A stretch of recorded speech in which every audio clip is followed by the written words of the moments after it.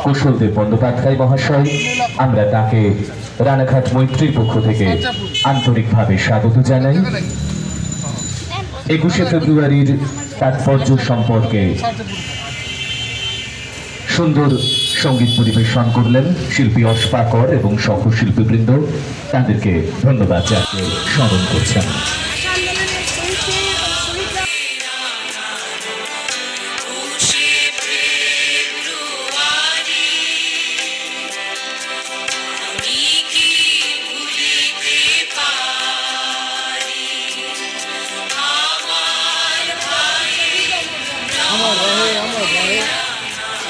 এরপর রানাঘাট মৈত্রীর মাননীয় সহসভাপতি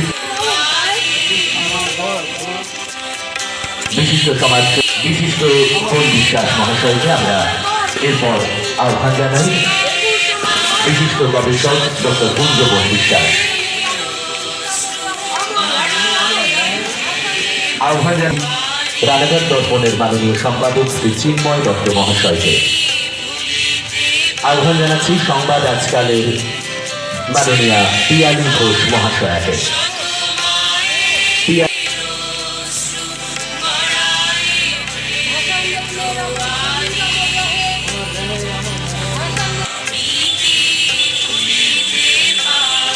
শ্রীমতী মৌসুমী প্রামাণিক পুষ্পার্ঘ্য নিবেদন করছেন। উপস্থিত আছেন শ্রী পার্থপ্রতিম মিত্র অমর 21শে ভাষা শহীদদের উদ্দেশ্যে। আবার খুব দুঃখের ক্ষোভের সঙ্গে বলছি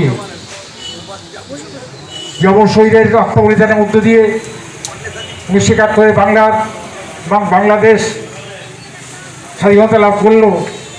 সে আজকে যতটুকু খবর পেয়েছি সেই বাংলাদেশে আজকে এই অমর শহীদদের ধর্ম উপেক্ষা করা হচ্ছে। 1952 সালে 21শে ফেব্রুয়ারিকে অবহেলা করা হচ্ছে। এটা একদিকে যেমন পরিচয়ের বিষয়, অন্যদিকে আমাদের কাছে ক্ষোভের বিষয়। আপনারা কালকে সংবাদ মাধ্যমে দেখতে পাবেন, অনেক সংবাদ মাধ্যমে এসে তারা হয়তো লিখবেন। আমরা 1971 সালের যে ভারতবর্ষের বাংলাদেশের যে মুক্তিযুদ্ধ তা প্রেরণাই ছিল 1952 এবং 1952 21 ফেব্রুয়ারি